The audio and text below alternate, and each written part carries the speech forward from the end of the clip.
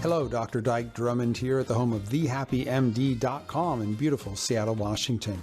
Welcome to the latest episode of the Physicians on Purpose podcast. Tools so you can recognize and prevent your own burnout. Stories of burnout put to its highest and best use, and wellness leadership strategies. Everything you need to be a physician on purpose.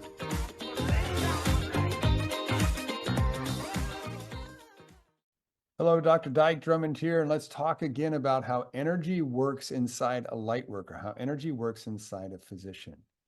As we've said in previous episodes, it's not a battery, it's a bank account, and we can operate below zero. That's what we're taught to do in residency. There's not one account, there's three: physical, emotional, spiritual. But one of these accounts is dominant. Fill one and it will fill all three. It's a triple whammy that comes from a very special thing that happens between you and your patients or your patient's family members every once in a while. If you're on the lookout for these two magic words, you can be ready to do what I'm going to teach you in this video that takes less than 60 seconds to maximize the energy recharge, fill all of your tanks in a way that can last for days. And most doctors don't know how to do this until I show them. Check it out and practice it for yourself. This is the third of our three-part series, brief trainings on how energy works inside a physician. It's clearly not about batteries, and burnout has nothing to do with batteries being run down. In the first training, I showed you the energetic bank account, not a battery, an energetic bank account where there is a big area below zero. And one of the things we get taught in our education is how to keep showing up and keep doing the work when our energy is below zero, in a place where the Energizer Bunny would have stopped a long time ago. The challenge is when your energy is below zero, your work doesn't cut the mustard. It's not of the same quality as if your energy is actually above zero. In the second video, we talked about the three energetic bank accounts. One holds physical energy, one holds emotional energy, and the third holds spiritual energy. And I told you I was going to come back and tell you how to fill that spiritual energy account. Let me tell you a story about how we came up with this. And I want to encourage you, as I teach you this technique, I dare you to not believe a word I say. Instead, try this for yourself and just watch what happens. Because I've never had anybody go out and try it and not have an amazing experience. When I was first coaching burned out doctors, way back in 2010 when I started this work, one of the ways I helped doctors focus on their ideal practice was I had them tell me a story about an ideal patient encounter. You know the one where you, in the middle of an otherwise stressful and ordinary day, you have an interaction with a patient or with their family where afterwards you're just going, oh my gosh, that's why I became a doctor in the first place. Another marker of this is when you go back to your partner and you say, honey, honey, honey, sit down. I got to tell you what happened at work to me today. And you're thrilled to tell the story. That's an ideal patient encounter. And what I ask the doctor to do, we go really slow and I say, imagine that I'm filming you with one of those Super Bowl sports television cameras where it's got super slow-mo capacity. We can slow everything way down. And I ask them to tell me the story about when the patient said thank you. Start about 30 seconds before the thank you hit, and then take me through what happened for the rest of the visit. And here's what usually happens. They tell me about a patient who is in need. They made a big difference in their life. The patient or the family member was there in the follow-up visit after things had gotten better. And they're a little bit surprised by the thank you because it sort of comes out of the blue. And like most doctors on most days, you're probably behind schedule. You probably got charts that you haven't done yet. And so what most people tell me is they're carrying their tablet under their arm or they're pushing their workstation on wheels out the door. They're reaching for the doorknob, their hands are full, and the patient behind them, because you're usually not facing them when this happens, says thank you. And what happens is the doctor misses this opportunity for this spiritual energy infusion. Why do I say spiritual, by the way? It's the connection with purpose. It's the thank you that makes it feel like you made the difference that you set out to make when you first chose to be a doctor back at the Lightworkers fork in the road. So what they tell me, I say, what happened next? And what typically happens is they look over their shoulder, they got their hand on the doorknob, they're 20 minutes behind, and they say, oh yeah, no problem. It was great. That was great. And they basically miss the moment. You've made a big difference in this patient's life or this family member's life. They want to thank you. And what's interesting is not only does the doctor miss the opportunity to receive a thank you, but the patient or the family member may miss an opportunity to give thanks and to have that thanks received completely. It's frustrating for everyone. So let me teach you what to do when a patient says thank you. Here's what I'm going to recommend.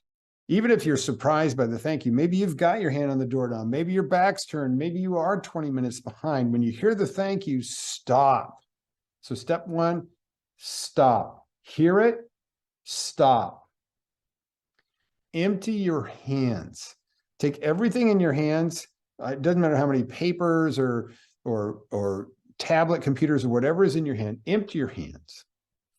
Turn and face the patient or the family member. Face them square on. If you're sitting down, stand up, put your feet shoulder width apart, drop your hands down by your side with your palms forward. Take a breath and ask them, can you say that again? Now, you may be chuckling right now as you hear me say this, but remember, this person, patient or family member, wanted to thank you. You made a significant difference in your life. And we're not talking about good customer service here. You're a doctor. You may have saved somebody's life or changed their life forever. This is deep stuff, meaningful stuff. They want to see it land. Never yet had a person tell me a patient or family member did not appear happy to say thank you again. So empty your hands, turn and face them, feet shoulder width apart, hands by your sides with your palms forward, chin up, shoulders back. Can you say that again? And then as they say thank you, take a huge breath in and soak it all up. Soak up all that good energy in all the right places like a big love sponge. I know that sounds a little strange, but just do it. Turn, face them, and imagine you're a huge love sponge. Big breath, soak it all up. And then take another breath. And what you're going to do is say whatever appears to be appropriate to you in the moment, but don't think about it. Come from your heart. So I might say something like, well, Mavis, you are so welcome because taking care of you reminds me of why I became a doctor in the first place. Now, get out of my office, and I don't want to see you until your next regularly scheduled follow-up appointment. Then everybody take a big deep breath. If you take a breath, they'll do it with you. Big deep breath, one last one. Soak up whatever remaining good juju is in the room. And now you can pick up your stuff and go on about your work. And then I've asked hundreds of doctors, when you had that ideal patient encounter, this is even without the deep breath love sponge technique, but when you've had that ideal patient encounter, what is your energy like for the rest of the day? Is it higher or lower? Answer is always right. How about your physical energy? Is that higher? Yes. Emotional energy, is that higher? Yes. Spiritual energy is higher. This is a triple whammy. All three energy accounts are filled with a really good ideal patient encounter and a thank you. So I encourage you to try this the next time anybody says thank you to you in your practice. And then there's two more points that's important. Teach this to your team members because you're not the only one getting thank yous, and they need to slow down and take it too if they're going to feel the return on this investment of being a healthcare worker.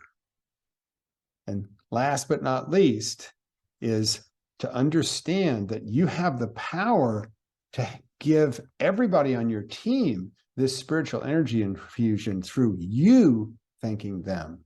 So thank your people early and often, make them stop and breathe it in.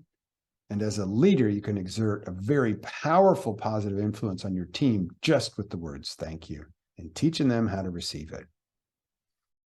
So there you go. What to do when a patient says thank you. Quick run through. Recognize the thank you when you hear it. Sometimes it'll catch you by surprise, and stop. Empty your hands. Turn and face them. Feet shoulder width apart, hands by your sides, palms forwards. Ask them, can you say that again? And when they do, take a big breath in and soak it up in all the right places in just the right amounts. Then take another breath, come from your heart and say whatever seems appropriate in that moment. This is going to be a thank you that lands on both sides to everyone's benefit. And remember, earlier I said, don't believe a word I say. Honestly, don't believe a word I say. Practice this and try it out the next time you hear a patient say thank you. Teach your team members this technique.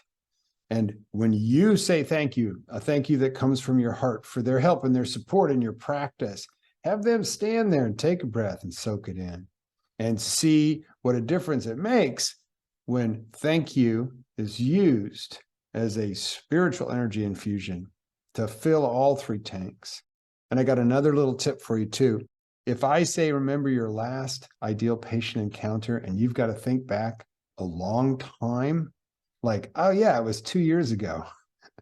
You've got a mismatch between your practice, this practice, and your ideal practice that could use some adjustment.